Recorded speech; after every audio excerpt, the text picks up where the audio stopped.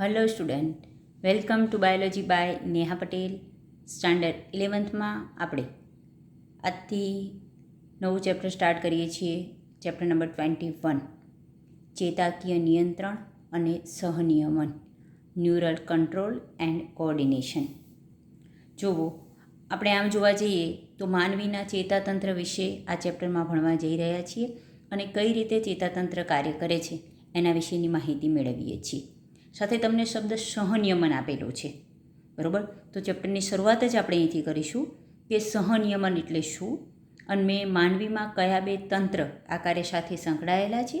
એમાં બે તંત્ર છે. સહનિયમનની પ્રક્રિયા શું એ આપણે સમજીએ, પરંતુ સહનિયમનની પ્રક્રિયામાં બે તંત્ર સંકળાયેલા છે, ચેતાતંત્ર અને અંતઃસ્રાવી તંત્ર. ચેતાતંત્ર વિશે આપણે આ ચેપ્ટર નંબર 21માં ભણીશું અને નેક્સ્ટ ચેપ્ટર 22 એમાં રાસાયણિક સંકલન જે તમારો ટૉપિક છે, ચેપ્ટર છે, એ અંતઃસ્રાવી તંત્ર વિશે છે. ઇન શોર્ટ, જે સહનિયમન બે તંત્ર દ્વારા થાય છે એના વિશેની માહિતી આપણે આ ચેપ્ટરમાં મેળવીશું. ચલો, તો આજથી we are going to start new chapter સહનિયમન અને એમાં પણ ચેતાકીય નિયંત્રણ કે સહનિયમન વિશેની માહિતી મેળવીશું. ચલો, તો આપણો ફર્સ્ટ પોઈન્ટ જે પ્રસ્તાવનામાંથી આપણે ક્વેશ્ચન તરીકે લખી શકીએ જે મેં ચેપ્ટરની શરૂઆતમાં જ તમને કહ્યું કે પ્રાણીઓમાં સહનિયમન એટલે શું. ઇન શોર્ટ, સહનિયમન જોવા જઈએ તો નિયંત્રણની જ એક પ્રક્રિયા છે અને સાથે સાથે શબ્દ આપણે ચેતાકીય નિયંત્રણ વાપરીએ છીએ તો નિયંત્રણની પ્રક્રિયા પ્રાણીઓમાં કઈ રીતે મેળવાય છે. શબ્દ જો જુઓ, સહનિયમન. નિયમન એટલે પહેલાં તો કંટ્રોલ કરવું. સાથે રાખીને કંટ્રોલ કરવું એને શું કહેવાય? સહનિયમન. બહુ જ સારી રીતે જો આમાં ટેક્સ્ચ્યુઅલ જે આપ્યું છે એ આપણે પછી ભણીએ એ પહેલાં હું તમને સમજાવું કે જુઓ, આપણે અગાઉ માનવીના બધા જ જે દેહતંત્ર છે એના વિશે ભણ્યા.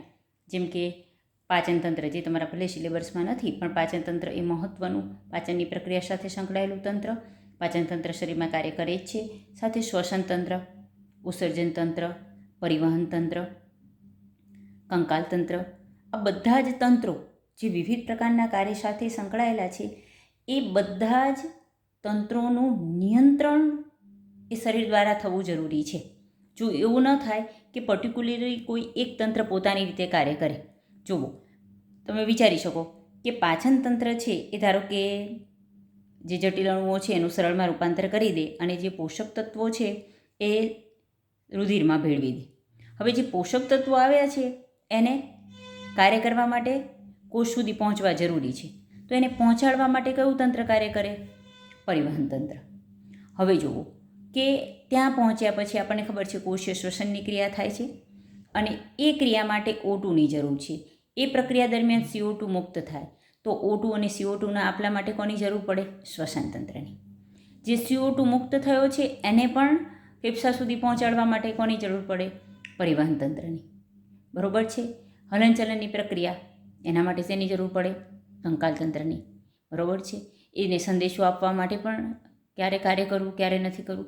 તો ઇન શોર્ટ, શરીરના જે બધા જ તંત્રો છે એની હેડ ઓફિસ, એનું નિયમન, એનું મેનેજમેન્ટ જ્યાંથી થાય છે, જે પ્રક્રિયા દ્વારા થાય છે એને સહનિયમન કહેવાય, કોઓર્ડિનેશન કહેવાય. જુઓ, તમે સ્કૂલમાં ભણો છો તો તમને ખબર છે કે સ્કૂલમાં ઘણા બધા કાર્યો થતા હોય. જેમ કે સામાન્ય રીતે તમારો ક્લાસ એનું એરેન્જમેન્ટ છે, તમારું ટાઈમ ટેબલ ગોઠવવું, ટીચર્સ છે એને ભણાવે છે, તમને સ્ટડી કરાવે છે જે તે ટૉપિક. બરાબર છે. સામાન્ય રીતે જે પ્રિન્સિપાલ્સ છે એ બધા કાર્ય સાથે એનું કોઓર્ડિનેશન કરે છે. તો આ બધાનું સહનિયમન બધા સાથે રહીને ક્યારે કાર્ય કરી શકે? તમારી જે મેઇન ઓફિસ હોય એમાં આનું સહનિયમન થાય. જો એ ન થાય, કોઓર્ડિનેશનથી કાર્ય ન કરીએ તો શું થાય કે એક પ્રક્રિયા થઈ ગઈ હોય. સમજો, ટ્રાન્સપોર્ટેશનવાળાને ધારો કે ટાઈમે ખબર ન હોય, તમારું સ્કૂલ સ્ટાર્ટ થઈ ગઈ છે, સ્કૂલનો ટાઈમ આ છે, તો ટ્રાન્સપોર્ટેશનવાળાને ખબર ન હોય તો એવું થઈ જાય કે ટીચર ભણાવવા આવી ગયા, સ્ટુડન્ટ આવી ન શકે. કેમ? ટ્રાન્સપોર્ટેશનવાળાને નથી ખબર. જો તમારે ટીચરને ટાઈમિંગ નથી ખબર પરફેક્ટ તો શું થાય? સ્ટુડન્ટ આવી જાય પણ ટીચિંગ સ્ટાર્ટ ન થાય. બરાબર? તો આ બધા કાર્યનું કોઓર્ડિનેશન, સહનિયમન કરવું એ ખૂબ જ જરૂરી છે. કોઈ પણ કાર્ય કોઓર્ડિનેશનથી થાય તો જ સિમ્પ્લિસિટી એમાં આવે અને સરળતાથી કોઈ પણ કાર્ય પૂરું થાય. નહીંતર એક પણ તંત્ર જો કાર્ય કરતું અટકી જાય તો તરત જ આખી જે સિસ્ટમ છે એ ખોરવાઈ જાય છે. એટલે સહનિયમન બહુ જ મહત્ત્વની પ્રક્રિયા છે. બરાબર. તો એનું સહનિયમન કરવાનું કાર્ય બે તંત્ર દ્વારા થાય છે. એક ચેતાતંત્ર દ્વારા અને બીજું અંતઃસ્ત્રાવી તંત્ર દ્વારા. એમાં આપણે અહીંયા ચેતાતંત્ર કઈ રીતે નિયંત્રણ કરે છે એના વિશેની માહિતી મેળવવાની છે. જુઓ તો અહીંયા આપણો આન્સર આ છે કે સજીવ શરીરના અંગો અને એના અંગતંત્રો એના કાર્યોની સ્થિરતા જાળવવા માટે, હમણાં જ મેં કહ્યું કે કાર્યો સ્થિરતાથી જળવાય, કોર્ડિનેશન જાળવવા માટે સહનિયમન જરૂરી છે. તો સહનિયમન કેમ જરૂરી છે કે એના એક કે વધુ અંગો, બરાબર, એ એકબીજાના કાર્યો છે એ સ્થિર રીતે કરી શકે. હવે સહનિયમન દ્વારા શું થાય?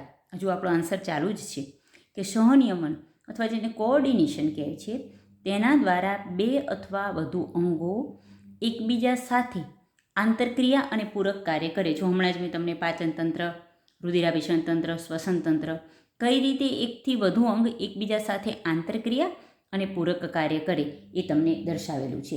ચલો એનું બહુ સરસ ઉદાહરણ તમને એક અહીંયા દર્શાવે છે, જોઈએ.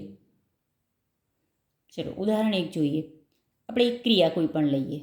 ચલો આપણે કસરત કરીએ, શારીરિક ક્રિયા કરીએ. કયું તંત્ર એમાં કાર્ય કરે? આપણે શરીરનું હલનચલન થયું. ચલો તો કયું કાર્ય થયું? કંકાલ તંત્ર કાર્ય કરે. સમજો, હા, બધા તંત્રનું કોઓર્ડિનેશન કરેલું. હવે કસરત કરીએ છીએ, કંકાલ તંત્રનું હલનચલન, તો એના સાથે કંકાલ તંત્ર અને સ્નાયુનું હલનચલન પણ જરૂરી છે. કારણ કે સ્નાયુ હલનચલન પામે તો એની સાથે જોડાયેલા અસ્થિ હલે, એટલે સ્નાયુ અને અસ્થિ બંને સાથે કાર્ય કરી અને કંકાલ તંત્રનું જે કસરતનું હલનચલનનું કાર્ય એ કરે. શરીરમાં આ કાર્ય થાય એટલે શેની જરૂર પડે? આની સ્નાયુ ક્રિયાવિધિ જાળવી રાખવા માટે, સ્નાયુઓને હલનચલન કરવા માટે શેની જરૂર પડે? શક્તિની જરૂરિયાત વધે. બરાબર. હવે શક્તિ વધે તો આપણને ખબર છે શક્તિ ક્યાંથી થાય? કોષમાં કોષીય શ્વસન દ્વારા શક્તિ મુક્ત થાય. અને કોષીય શ્વસન માટે શેની જરૂરિયાત વધે? ઓટીની જરૂરિયાત વધે. બરાબર. હવે આ વધુ છે ઓટી જરૂરિયાત, તો વધુ ઓટુનો પુરવઠો પૂરો પાડવા માટે ઝડપી શ્વસન કરવું પડે. તો શું વધે? શ્વસન દર વધે. સમજો, શ્વસન દર વધે એટલે ઓટું ઝડપી આવ્યો તો ખરો, પણ ક્યાં સુધી આવે? ફેફસા સુધી. પણ એ ફેફસા સુધી આવેલો ઓટું એ શક્તિ મેળવવા શક્તિ કોષમાં ઉત્પન્ન થાય છે. તો શક્તિ મેળવવા માટે આ ઓટું જે જરૂરી છે એ શ્વસન દર દ્વારા શરીરની અંદર તો આવ્યો, પણ શ્વસન દર ક્યાં સુધી લાવે? ફેફસા સુધી જ.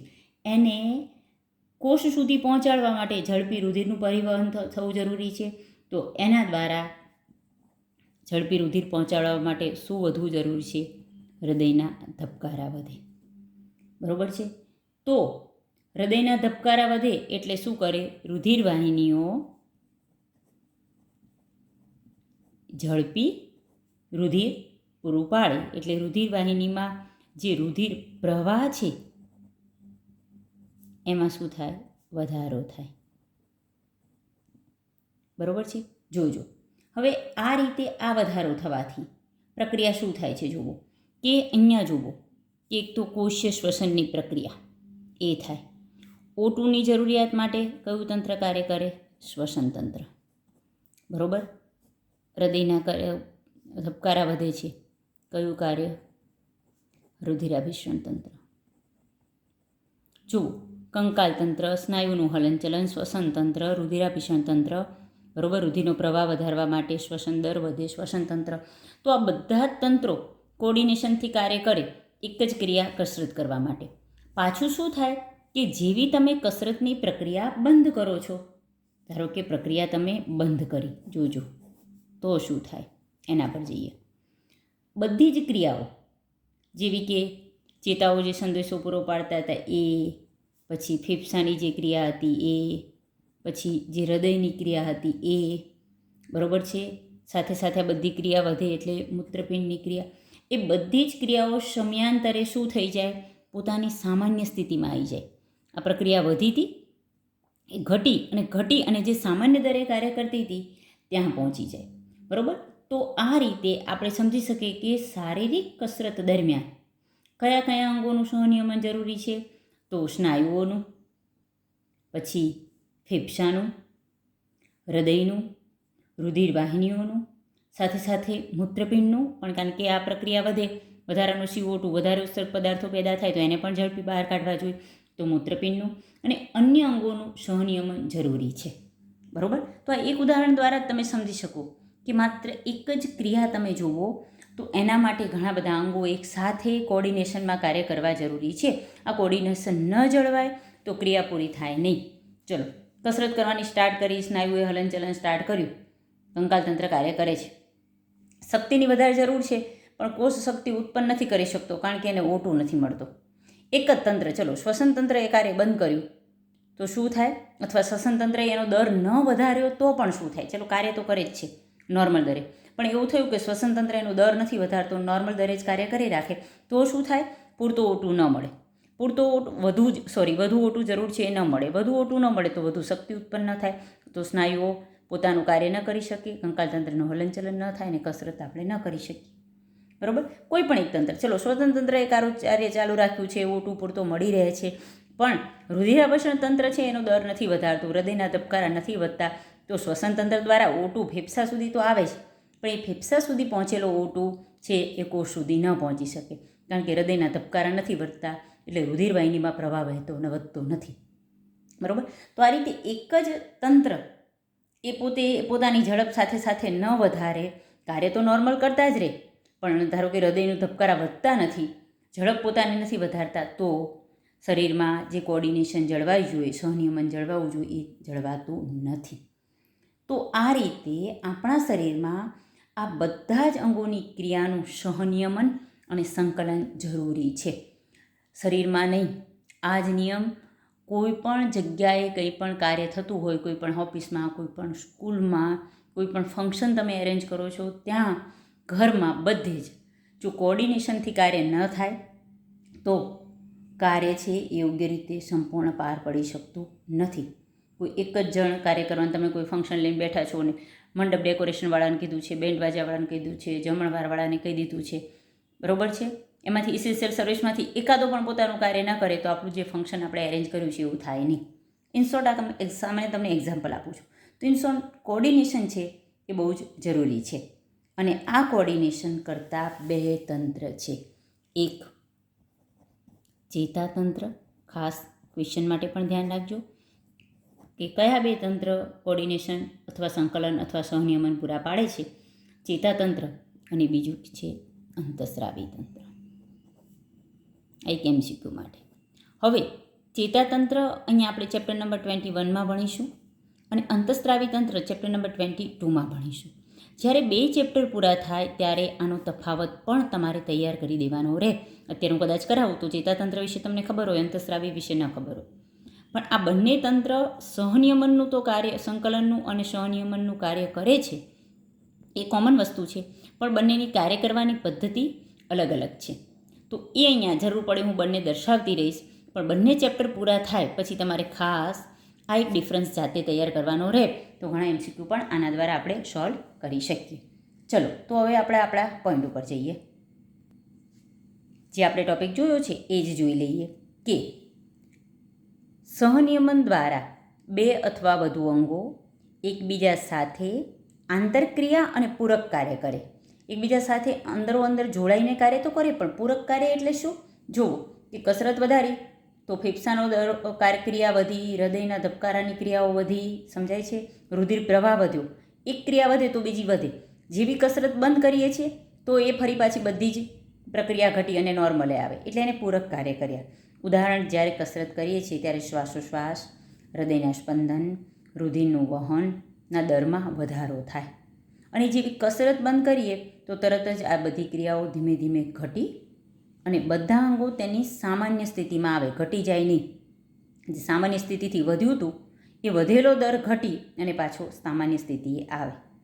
ઇન શોર્ટ, કસરતની ક્રિયા દરમિયાન કયા અંગોનું સહનિયમન જરૂરી છે આપણે સમજી ગયા. સ્નાયુઓ, ફેફસા, હૃદય, રુધિરવાહિનીઓ, મૂત્રપિંડ અને અન્ય અંગોનું કાર્યનું સહનિયમન ખૂબ જ જરૂરી છે. બરાબર છે. તો મનુષ્યમાં એની આ બધી જ દેહધાર્મિક ક્રિયાઓ, બધી જ ક્રિયાઓ આપણે દેહધાર્મિક ક્રિયાઓ કહીએ, એનું નિયંત્રણ અને સહનિયમન, અથવા તમે એને સહનિયમન અથવા સંકલન પણ કહી શકો, એ બે અંગો દ્વારા થાય છે. બે તંત્ર દ્વારા થાય છે, એક ચેતાતંત્ર અને બીજું અંતઃસ્ત્રાવી તંત્ર. બરાબર છે. અને આપણે આ ચેપ્ટરમાં ચેતાતંત્ર વિશે ભણવાનું છે. તો આખો ટોપિક આપણો ચેતાતંત્ર વિશે રહેશે. તમને ચેતાતંત્રનો રચનાત્મક અને ક્રિયાત્મક એકમ ચેતાકોષ છે દર્શાવ્યું છે, પણ એ આપણે આગળ જોતાં સમજવાનું છે. બરાબર. ચલો, તો પહેલાં તો આ બે વિશેની માહિતી આપણે મેળવીએ. ચલો, મેં આગળ પણ કહ્યું કે બંને તંત્ર વિશે તમારે થોડું થોડું ડિફરન્સ તૈયાર કરતું રહેવાનું છે. એક ટોપિક અહીં ટેક્સ્ટબુકમાં તમને આપેલો છે એ કે ચેતાતંત્ર, બરાબર છે, બંને તંત્ર તો કાર્ય કરે જ છે, ચેતાતંત્ર અને અંતઃસ્ત્રાવી તંત્ર, પરંતુ ચેતાતંત્ર એવી આયોજિત વ્યવસ્થા પૂરી પાડે છે કે જે ત્વરિત સહનિયમન આપે છે અને આ દરેક સ્તરે જોડાયેલું હોય. બરાબર છે. કયું? ચેતાતંત્ર. એના વિશે વાત કરીશું. ઇનશોર્ટ, ત્વરિત તાત્કાલિક સહનિયમનનું કાર્ય કોણ કરે? ચેતાતંત્ર. જ્યારે અંતઃસ્ત્રાવી તંત્ર એ કોના દ્વારા કરે? અંતઃસ્ત્રાવો દ્વારા. કયું સંકલન પૂરું પાડે? રાસાયણિક સંકલન પૂરું પાડે છે. કારણ કે અંતઃસ્ત્રાવો, જેને હોર્મોન્સ કહીએ છીએ, એક પ્રકારના શું છે? રસાયણો છે. બરાબર. આના વિશે આગળ આપણે ભણીશું, પછી એક્ઝેક્ટલી તમે બેનો ડિફરન્સ તૈયાર કરી શકશો. પણ છતાં અહીંયા આપણે ખાલી આટલો પોઈન્ટ ધ્યાનમાં લઈએ કે ચેતાતંત્ર એ એક સુઆયોજિત વ્યવસ્થા દ્વારા, ચેતાઓના આયોજન દ્વારા એ ત્વરિત તાત્કાલિક સહનિયમન પૂરું પાડે, જ્યારે અંતઃસ્ત્રાવી તંત્ર છે એ અંતઃસ્ત્રાવો દ્વારા રાસાયણિક સહનિયમન પૂરું પાડે. ઓકે, આ ચેપ્ટરમાં આપણે શું ભણવાનું છે? તો આ ચેપ્ટરમાં આપણે માનવ ચેતાતંત્ર, એના ચેતા સહનિયમનની ક્રિયાવિધિ, બરાબર, કેવી ક્રિયાવિધિ? તો ચેતા દ્વારા ઉર્મિવેગનું વહન કઈ રીતે થાય, ઉર્મિવેગનું ચેતોપાગમની આરપાર વહન કઈ રીતે થાય, પ્રતિવર્તી ક્રિયા, એ બધાનો અભ્યાસ કરીશું. અહીં પહેલાં તો ઉર્મિવેગ એટલે શું એ જ નથી ખબર તમને. તો ઉર્મિવેગનું નિર્માણ થાય, પછી એનું વહન થાય, ચેતોપાગમની આરપાર કઈ રીતે વહન થાય, તો ચેતોપાગમ એટલે શું? આ બધા જ પોઈન્ટ આપણે માનવ ચેતાતંત્રના આ ચેપ્ટરમાં ભણવાના છે. ચલો, તો 1 by 1 ચેતાતંત્ર વિશે ભણવાની શરૂઆત કરીએ. જો આગળ એક પોઈન્ટ આપણે સમજી જ ગયા કે ચેતાતંત્રનો રચનાત્મક અને ક્રિયાત્મક એકમ કયો છે? ચેતાકોષ છે. એના વિશે આપણે પછી સમજીશું. પરંતુ આપણે અહીંયા જ્યારે પણ ચેતાતંત્ર ભણવાની શરૂઆત કરીએ છીએ તો સૌ પહેલાં જ ચેતાતંત્રમાં પણ પ્રાણીઓના ચેતાતંત્ર, એના ઉદ્વિકાસ અને કાર્યની માહિતી આપણે મેળવવાની છે. કારણ કે આગળ પણ આપણે બધા તંત્રમાં જોયું છે કે જે નીચલી કક્ષાના સજીવો છે એમાં દરેક તંત્ર સરળ સ્વરૂપે હોય છે, અને જેમ જેમ પ્રાણી સૃષ્ટિના વર્ગીકરણમાં આપણે આગળ વધતા જઈએ છીએ તેમ તેમ દરેક તંત્ર વધુને વધુ જટિલ થતું જાય છે. બરાબર છે. તો એના વિશેની પહેલાં આપણે એ માહિતી મેળવીએ છીએ. જુઓ, તમને કહે છે કે બધા જ પ્રાણીઓનું ચેતાતંત્ર એ ઉચ્ચ કક્ષાના વિશિષ્ટ પ્રકારના કોષોનું બનેલું હોય છે. બધા પ્રાણીઓમાં એનો કોષ તો આ જ હોય જેને ચેતાકોષ કહે છે. બરાબર છે. અમુકમાં ચેતાકોષો ભેગા મળીને ચેતાકંધનું બનાવે, અમુકમાં ચેતાતંતુઓ ધરાવે, અમુક ચેતા જાલિકાઓ અલગ અલગ સ્વરૂપે હોય, પણ બધામાં એનો રચનાત્મક અને ક્રિયાત્મક એકમ અથવા એક વિશિષ્ટ પ્રકારનો કોષ કે જે દરેક પ્રાણીઓના ચેતાતંત્રમાં સંકળાયેલો છે એ કોષને ચેતાકોષ કહે છે. બરાબર. ચેતાકોષનું કાર્ય શું છે? ચેતાકોષ એ વિવિધ ઉત્તેજનાને ઓળખે છે, ગ્રહણ કરે છે અને વહન કરે છે. 3 મુખ્ય કાર્ય. કઈ રીતે એનું કાર્ય આપણે ડિટેલમાં ભણવાનું છે, પણ ઉત્તેજનાને ઓળખવી, એને ગ્રહણ કરાવવી અને એને વહન કરાવવી. બરાબર. ઓળખ, ગ્રહણ અને વહન યાદ રાખો, પછી કાર્ય જોઈશું એટલે તમને એક્ઝેક્ટલી ખબર પડી જશે. ચલો, હવે આપણે જોઈએ કે જે નીચલી કક્ષાના અપૃષ્ઠવંશીઓ છે, આપણે ઉદ્વિકાસ જોવો છે એટલે જે સરળ કક્ષાના અપૃષ્ઠવંશી પ્રાણીઓ છે એમાં ચેતાતંત્ર ખૂબ જ પ્રાથમિક અને સરળ પ્રકારનું હોય. આગળ જ આપણે દર્શાવ્યું કે જેમ જેમ પ્રાણી સૃષ્ટિના વર્ગીકરણમાં આગળ વધતા જઈએ એમ જટિલતા તંત્રની વધતી જાય. જુઓ, તો નીચલી કક્ષાના અપૃષ્ઠવંશીઓમાં તમને પૂછે કે ચેતાતંત્ર કેવું હોય. અપૃષ્ઠવંશીઓ નીચલી કક્ષાના સજીવોમાં જ આવે, અને એમાં ચેતાતંત્ર કયા પ્રકારનું હોય? તો પ્રાથમિક અને સરળ પ્રકારનું હોય. એના ઉદાહરણ જોઈએ આપણે. સરળ પ્રકારનું કેવું કેવું? નીચલી કક્ષાના અમુક અપૃષ્ઠવંશી સમુદાયના ઉદાહરણ જોઈએ. ચલો, હાઇડ્રા અથવા જળવ્યાળ આપણને ખબર છે કયા સમુદાયમાં આવે છે હાઇડ્રા અથવા જળવ્યાળ? કોષ્ટાંતિય સમુદાય. તો એમાં કોષ્ટાંતિય સમુદાયમાં પણ સજીવો અલગ હોય છે, પરંતુ હાઇડ્રા અથવા જેને આપણે જળવાળ કહીએ એમાં ચેતા જાલિકા સ્વરૂપે હોય. તો અહીંયા પણ MCQ માટે આ વસ્તુ ધ્યાન લેવી કે હાઇડ્રામાં અથવા જળવ્યાળમાં ચેતાતંત્ર કયા સ્વરૂપે જોવા મળે? તો ચેતા જાલિકા સ્વરૂપે. બરાબર. કીટકો સામાન્ય રીતે સંધિપાદ સમુદાયમાં આવે છે. એમનું ચેતાતંત્ર આ ચેતાતંત્ર એટલે કે હાઇડ્રા કરતાં થોડું વિકસિત હોય છે, કે જેમાં ચેતાકંદ હોય. તો જ્યાં પણ ચેતાકંદ એટલે શું છે? ચેતાકોષોનો સમૂહ એને ચેતાકંદ કહે છે. બરાબર છે. તો ચેતાકંદ હોય, ચેતારજ્જુ હોય. સામાન્ય રીતે જે ચેતાઓ, રજ્જુ એટલે દોરડા જેવી રચના, બરાબર છે. તો ચેતાકંદો અને ચેતાકંદોમાંથી નીકળતા તંતુઓથી જે દોરડા જેવી રચના બને જેને કહેવાય ચેતારજ્જુ, અથવા ચેતાકોષો ભેગા મળીને જે રચના બનાવે જેને કહેવાય ચેતાપેશીઓ. તો કીટક સમુદાયમાં પણ કીટક સમુદાય એ ખૂબ જ સંધિપાદ સમુદાય ખૂબ જ વિશાળ છે અને ઘણા બધા કીટકોનો સમાવેશ થાય છે. તો દરેક કીટકની પોતાની દેહધાર્મિક ક્રિયા પ્રમાણે થોડું થોડું એમનું ચેતાતંત્ર બદલાતું હોય છે.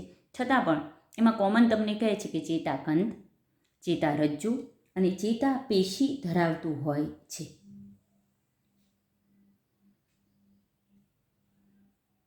આગળ જુઓ કે પૃષ્ઠવંશીઓ છે એ સમુદાય, આ બધા પૃષ્ઠવંશીઓની વાત કરીએ. પૃષ્ઠવંશીઓમાં ચેતાતંત્ર ખૂબ જ વિકસિત હોય છે. તો માનવી પૃષ્ઠવંશી સમુદાયમાં સસ્તન વર્ગનું પ્રાણી છે. તો આપણે માનવીના ચેતાતંત્ર વિશે વાત કરવાની છે. પરંતુ માનવીનું ચેતાતંત્ર સ્ટાર્ટ કરતાં પહેલાં આ જે પોઈન્ટ છે અહીંયા દર્શાવું છું એ ટેક્સ્ટબુકમાં નથી. ટેક્સ્ટબુકમાં અહીં સુધીનો પોઈન્ટ છે. એટલે તમે જ્યારે પણ તમને પ્રાણીઓમાં ચેતાતંત્રના ઉદ્વિકાસ અને કાર્યની માહિતી આપો તો તમે માત્ર અહીં સુધી દર્શાવી શકો છો. બરાબર છે.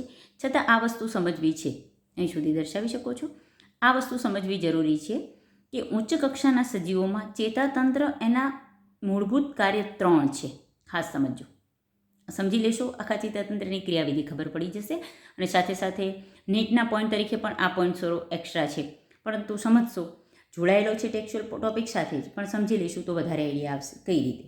જુઓ કે ચેતાતંત્રના 3 મૂળભૂત કાર્ય કયા? તો તમારે આ રીતે દર્શાવવાના રહે કે ચેતાતંત્ર કોઈ પણ ઉચ્ચ કક્ષાના સજીવોનું ચેતાતંત્ર કહે છે. કેટલા કાર્ય કરે? 3. જુઓ, બાહ્ય અને આંતરિક વાતાવરણમાંથી સંવેદી ઉત્તેજનાઓ ચેતા દ્વારા ગ્રહણ કરી અને મગજને મોકલે છે. હવે સંવેદી એટલે શું એ આગળ સમજાવું કે કોઈ પણ ઉત્તેજના એ શરીરના અંગથી મગજ સુધી જાય તો એને સંવેદી કહેવાય છે, અને મગજથી અંગ સુધી આવે તો એને પ્રેરક કે ચાલક કહેવાય છે. એ પછી જોઈએ. પરંતુ બાહ્ય કે આંતરિક વાતાવરણમાંથી ઉત્તેજના ગ્રહણ કરી મગજને મોકલવી, પછી મગજ દ્વારા ઉત્તેજનાની માહિતી બાબતે ક્રિયાવિધિ કરવી, એટલે એને ઓળખવી. બરાબર છે. અહીંયા પહેલું કાર્ય એણે ગ્રહણ કરવાનું કર્યું. જુઓ, ગ્રહણ જોયેલું. પછી એને ક્રિયાવિધિ બાબતે આ જે ઉત્તેજના આવી એના બાબતે એણે ક્રિયાવિધિ કરી. ઇન શોર્ટ એણે એની શું કરી?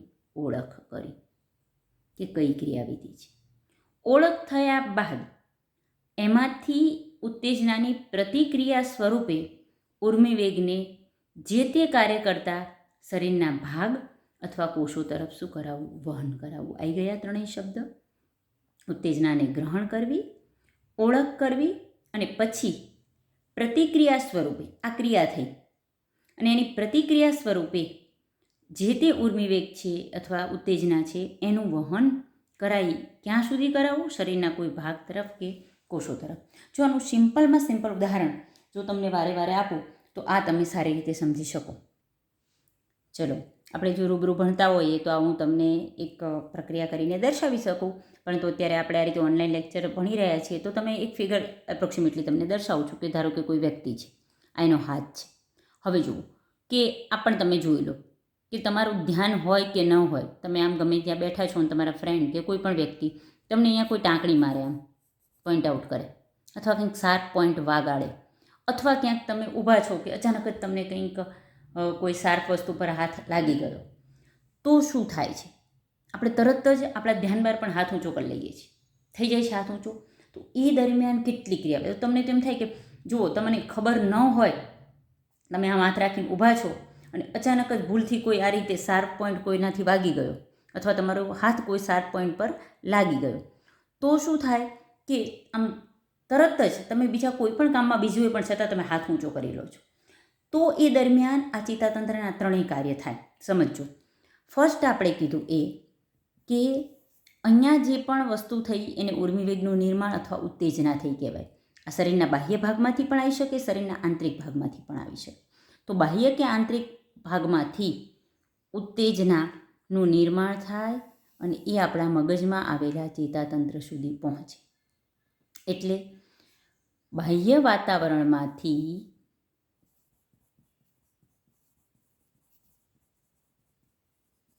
ઉત્તેજનાને ગ્રહણ કરી અને અહીંયા સુધી પહોંચી. એટલે ગ્રહણ કરવું એ કાર્ય થયું, ગ્રહણ થવાનું કાર્ય. હવે એ દરમિયાન મગજમાં જ્યારે પણ આ સંદેશો આવ્યો તો અહીંયા આપણું જે ચેતાતંત્ર છે, ચેતાતંત્રનો પાર્ટ છે મગજ, આપણને ખબર છે, એ આનું પૃથક્કરણ કરે, એના પર ક્રિયાવિધિ કરે, એને ઓળખે. શું ઓળખ કરે કે આ સંદેશો ક્યાંથી આવ્યો છે? તો હાથ પરથી. હવે જોજો કે માનવીને અથવા જે તે સજીવને એનાથી બચાવવા માટે ક્યાં મારે સંદેશો મોકલવાની જરૂર છે? તો હાથ પર વાગે છે તો આ સંદેશો હાથના સ્નાયુને મોકલીએ તો સ્નાયુ સંકોચાય, હાથ ઊંચો થાય અને એ રીતે વ્યક્તિ બચી શકે. તો આ પૃથક્કરણ થયું, એની ઓળખ થઈ. ઓળખ થયા બાદ એની ક્રિયાવિધિ કરી અને અહીંયા જે ઉત્તેજના હતી એણે કોને મોકલી? હાથના સ્નાયુને સંદેશો મોકલ્યો કે સંકોચાવ. હાથનો સ્નાયુ સંકોચાય, એને એટલી સાથે જોડાયેલા પણ અહીંયા જોઈન્ટ હોય, હાથ ઊંચો થાય. હાથ ઊંચો થાય એટલે સજીવ આ ક્રિયાથી બચી શકે. એટલે પ્રતિક્રિયા થઈ ક્રિયાની, બરાબર. તો પ્રતિક્રિયા માટે ઉર્મિવેગનું વહન કરાવ્યું, ગ્રહણ કર્યું, ઓળખ કર્યું ને વહન કર્યું.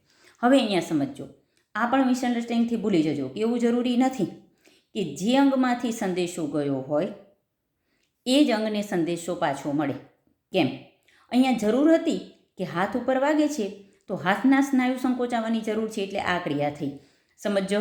બહુ સરસ ઉદાહરણ છે બીજું કે ધારો કે કોઈ વ્યક્તિ ક્યાંક બેઠો છે,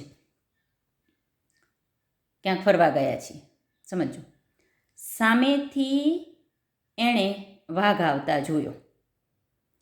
આંખ પણ આપણું સંવેદનાંગ છે, એટલે પહેલું કાર્ય થયું, આંખે આ ઉત્તેજના ગ્રહણ કરીને મગજ સુધી પહોંચાડી કે વાઘ આવે છે. આંખથી મગજ સુધી પહોંચ્યો સંદેશો. આપણને ખબર છે હવે જે તે પ્રાણી, સામાન્ય રીતે ધારો કે કોઈ બિલાડી આવે છે તો આપણે દોડીને ભાગી નથી જતા, પરંતુ આ આખું પૃથક્કરણ થયું કે આંખે જોયું, ખબર પડી કે વાઘ છે. આપણને ખબર છે કે આપણા માટે વાઘ એ હિંસક પ્રાણી છે, આપણને નુકસાન પહોંચાડી શકે છે, તો એનાથી બચવું જરૂરી છે. તો એ બધાને આજે આંખથી મગજમાં જે સંદેશો ગયો તો એની ઓળખ થઈ અને મગજે એનું પૃથક્કરણ કર્યું. પૃથક્કરણ કર્યા બાદ મગજને થયું કે હવે જો પ્રાણીને બચાવવું છે, આપણી જાતને, આ સજીવને બચાવવું છે, તો પાછો સંદેશો મોકલવો જોઈએ. સમજો, સરસ વસ્તુ કે અહીંયા શું થયું હતું? હાથથી સંદેશો ગયો, મગજે પૃથક્કરણ કર્યું, બચાવવા માટે સંદેશો કોને આપ્યો? હાથના સ્નાયુને. એટલે હાથના સ્નાયુ ઊંચા થઈ ગયા, એટલે હાથ ઊંચો થઈ ગયો. એવું જરૂરી નથી કે જે અંગમાંથી સંદેશો જાય એ જ અંગને મગજ સંદેશો પાછો આપે. એને એવું લાગે કે કયા અંગને સંદેશો આપવાથી પ્રક્રિયા ઝડપી થાય છે અથવા તેનાથી સજીવ બચે છે એ જ અંગને સંદેશો આપે. આંખમાંથી સંદેશો ગયો, એની ઓળખ થઈ. હવે જો સંદેશો પાછો આંખને મોકલે અને આપણે એમ કહીએ કે ચલો આંખ બંધ કરી દો, તો આપણે બચી શકતા નથી. એ સમયે સંદેશો કોને જાય? પગના સ્નાયુને. સમજાય? એટલે એને પૃથક્કરણ કર્યું, ઓળખ્યું અને પ્રતિક્રિયા કોને આપી? પગના સ્નાયુને. એટલે વહન કોના સ્નાયુ તરફ ગયું? પગના સ્નાયુ. પગના સ્નાયુ સંકોચાયા અને આપણે ભાગ્યા. સમજાયું? તો આ આખી જ પ્રક્રિયા એ ચેતાતંત્રનું કાર્ય છે. ઇન શોર્ટ, આ ઉદાહરણ સમજો તો તમને ક્રમ પણ ખબર પડી જાય કે બાહ્ય કે આંતરિક વાતાવરણમાંથી ઉત્તેજનાને ગ્રહણ કરવું અને જે સંદેશો મગજથી, એટલે કે હાથથી મગજ તરફ ગયો એટલે કે ચેતાતંત્ર તરફ ગયો, આંખથી મગજ તરફ ગયો એટલે કે ચેતાતંત્ર તરફ ગયો. એ સંદેશાને આપણે સામાન્ય રીતે જે પણ સંદેશો જાય એ સંદેશો એને સંવેદી ચેતા કહેવાય. તો સંવેદી ચેતા ગઈ, એની ઓળખ થઈ, પૃથ્થકરણ કર્યું અને જે તે જરૂરી અંગ તરફ એનું શું કરાયું? વહન કરાયું. આ કાર્ય ચેતાતંત્રના 3 સ્ટેપ છે, સમજવા જરૂરી છે. ગ્રહણ કરવું, ઓળખ કરવી અને વહન કરવું. હવે જુઓ કે આ ચેતાતંત્રની જે પણ આપણે બધી ક્રિયાવિધિ સમજીશું અહીંયા, એ આના બેઝ પર જ રહેલી છે. આપણે ચેતાતંત્રનો જે રચનાત્મક અને ક્રિયાત્મક એકમ કયા પ્રકારના ચેતાતંત્ર આવેલા છે, ઇન શોર્ટ આપણે હવે માનવ ચેતાતંત્ર ભણવાની અહીંથી શરૂઆત કરી દઈશું. અહીંયા બેઝિક ઓનલી આપણે કોન્સેપ્ટ જોયો કે સહનિયમન એટલે શું, અંગોમાં નિયંત્રણની ક્રિયાવિધિ કઈ રીતે થાય છે, એક ઉદાહરણ આપ્યું છે, એ પણ એમસીક્યુ માટે થઈને ધ્યાન રાખવું જોઈએ. સાથે સાથે પ્રાણીઓના ચેતાતંત્ર કયું છે, એ દરેક પ્રાણીઓનું ચેતાતંત્ર કયા પ્રકારના વિશિષ્ટ કોષથી બનેલું છે, તો ચેતાકોષથી. અપૃષ્ઠવંશીઓમાં હાઇડ્રામાં જે ચેતાજાલિકાનું બનેલું છે, કીટકોમાં ચેતાકંદ ચેતાપેશીનું બનેલું છે અને પૃષ્ઠવંશીઓમાં ચેતાતંત્ર વિકસિત છે. અને પૃષ્ઠવંશીઓના ચેતાતંત્ર એના મુખ્ય 3 કાર્યો અહીંયા દર્શાવેલા છે. હવે કાર્યની ઝડપ ખૂબ જ છે. જુઓ કે આ બધું કાર્ય થતાં આપણે સેકન્ડના પણ ઓછા ભાગમાં આખું કાર્ય થઈ જાય. આપણને વાગ્યું ને આપણે તરત હાથ ઊંચો કરી લઈએ. એમાં જેટલી પણ ક્રિયાવિધિ થાય એ બધી આ ચેપ્ટરમાં આપણે ભણવાની છે. તો અહીંયા આ સાથે આપણે આ ચેપ્ટરનો બેઝિક કોન્સેપ્ટ ખાલી પૂરો કર્યો છે. નેક્સ્ટ લેક્ચરથી આપણે ચેતાતંત્ર વિશે ડિટેલમાં ભણવાની શરૂઆત કરીશું. બરાબર? આજનો લેક્ચર અહીંયા આપણે પૂરો કરીએ છીએ. જય હિન્દ.